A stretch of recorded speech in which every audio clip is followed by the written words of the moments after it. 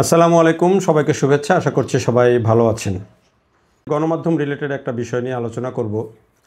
আজকে বিবিসি, সারা বিশ্বে জনপ্রিয় গণমাধ্যম বিবিসির দুজন প্রধান কর্মকর্তা, যিনি মহাপরিচালক এবং বার্তা বিভাগের প্রধান নির্বাহী, এই দুজন পদত্যাগ করেছেন। কেন পদত্যাগ করেছেন? পদত্যাগ করেছেন যে তারা যেই একটা ডকুমেন্টারি করেন প্যানোরামা, সেই ডকুমেন্টারিতে ডোনাল্ড ট্রাম্পের একটা বক্তব্য এডিট করতে গিয়ে, অর্থাৎ ভিডিও এডিটিংয়ের সময় কাটাকাটি করতে গিয়ে এমনভাবে বিষয়টা উপস্থাপন হয়েছে যেন বক্তব্যটা কিছুটা বিকৃত হয়ে গেছে। এই যে বক্তব্যটা মনে হয়েছে কিছুটা বিকৃত হয়ে গেছে, এই ঘটনাটা বিতর্কের জন্ম দেয় এবং সেই বিতর্কের জেরেই শেষ পর্যন্ত বিবিসির যে মহাপরিচালক এবং বার্তা বিভাগের যিনি প্রধান নির্বাহী, তারা দুজনেই পদত্যাগ করেছেন। এই ঘটনাটা আজকে সারা বিশ্বের গণমাধ্যমে একটা বড় আলোচিত বিষয়, সাধারণের মধ্যে না হলেও গণমাধ্যমে আলোচিত বিষয়। আমাদের দেশেও অনেকে হয়তো বিষয়টি নিয়ে, যারা গণমাধ্যম সংশ্লিষ্ট, তারা আলাপ করছেন।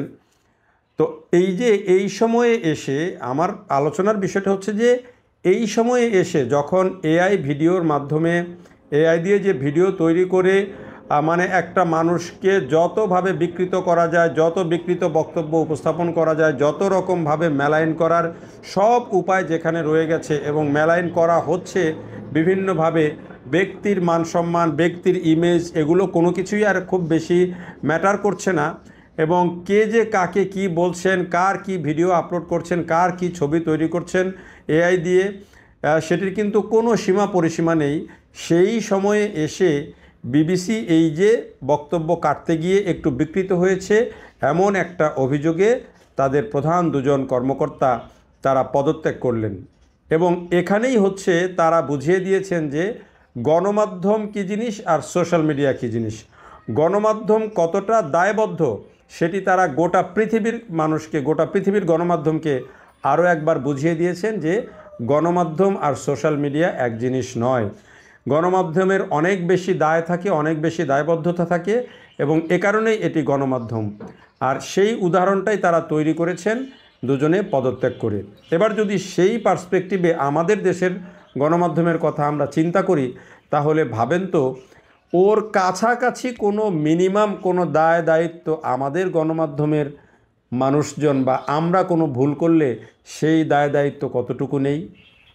আমাদের দেশে আমাদের পলিসি হচ্ছে যে যখন যে ক্ষমতায় থাকবে তারটা যত সুন্দরভাবে উপস্থাপন করা যায়, যখন যে ক্ষমতায় থাকবে না তারটা যত বিকৃতভাবে উপস্থাপন করা যায়, দায়িত্বশীলভাবে যে সংবাদ পরিবেশন করা। কারণ এইখানে কিন্তু একটা বিষয় হচ্ছে যে আমাদের কাউকে কিন্তু কোনো কিছুর জন্য খুব জোরালোভাবে দায়বদ্ধ হতে হয় না। আমাদের একটা প্রেস কাউন্সিল আছে, খুব বেশি কার্যকর না। এখানে যদি কোনো রিপোর্ট চ্যালেঞ্জ হয়, এখানে যদি কোনো তথ্য চ্যালেঞ্জ হয়, সেটার ব্যাপারেও খুব বেশি যে কার্যকর ব্যবস্থা কোথাও আছে সেটি কিন্তু নেই। আর আমাদের দেশে কোনো ধরনের এই ধরনের পরিস্থিতি হলে, যখন কোনো গণমাধ্যমের বিরুদ্ধে অভিযোগ ওঠে বা কেউ মামলা করেন, তখন কিন্তু প্রথম অভিযোগের তীরটা বা প্রথম অভিযুক্ত হয়ে যান হচ্ছে সংশ্লিষ্ট রিপোর্টার, যিনি মাঠে কাজ করেন, তিনি আগে অভিযুক্ত হয়ে যান। এরপরে যদি আরও কাউকে পাওয়া যায় এর সাথে সংশ্লিষ্ট, তাকে অভিযুক্ত করা হয়। কখনোই দেখি নাই যে একেবারে টপ লেভেলের কর্তা ব্যক্তিরা খুব কম সময়ই পুরো দায়িত্বটা নিজের উপর নিয়ে কোনো সমাধান করার চেষ্টা করেন। কর্তা ব্যক্তিরা সবসময় নিজেদের গায়ে মানে গা বাঁচিয়ে চলা এবং অন্যের উপর দিয়ে বিষয়টাকে পার করে দিতে পারলেই বাঁচেন। কিন্তু আসলে গণমাধ্যম জিনিসটাই এরকম যে এখানে যেহেতু অনেকগুলো ফিল্টারিং হয়ে হয়ে শেষ পর্যন্ত গিয়ে এটি অনিয়ার হয়, ফলে শেষ দায় দায়িত্বটা কিন্তু যারা কর্তা থাকেন, যারা নিয়ন্ত্রণ করেন, তাদের কাঁধেই থাকে। সেটি আমি আপনি যেই হই, সবার কাঁধেই থাকে। এই জন্যে গণমাধ্যম কতটা রেসপন্সিবল হওয়া উচিত এবং কতটা ফিল্টারিং থাকা উচিত, এবং এখনকার সোশ্যাল মিডিয়ার সাথে তাল মিলিয়ে যেভাবে আমাদের গণমাধ্যম স্রোতে গা ভাসিয়ে দিয়ে যা খুশি তাই করছে, এগুলো যদি মানুষ বুঝতো, আর যাদেরকে মানুষ মেলাইন করছে গণমাধ্যম, সেগুলো যদি অনেকে বুঝতো, তাহলে কিন্তু, আর যদি তারা চ্যালেঞ্জ করতো, তাহলে আমাদের গণমাধ্যম কিন্তু অনেক বড় ধরনের রিস্কের মধ্যে অনেক ক্ষেত্রেই পড়ে যেতে হতো যদি সেই দায়বদ্ধতা থাকতো।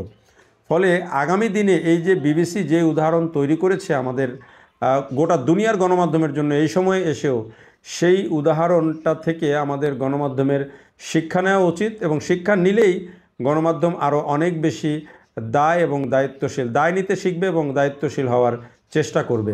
সবসময় স্রোতে গা ভাসিয়ে দেবে না, এবং দায়িত্ব নেওয়ার যখন আপনি দায় এবং দায়িত্ব যখন আপনি নেবেন তখন অটোমেটিক আপনার প্রতিষ্ঠান প্রফেশনাল হতে বাধ্য।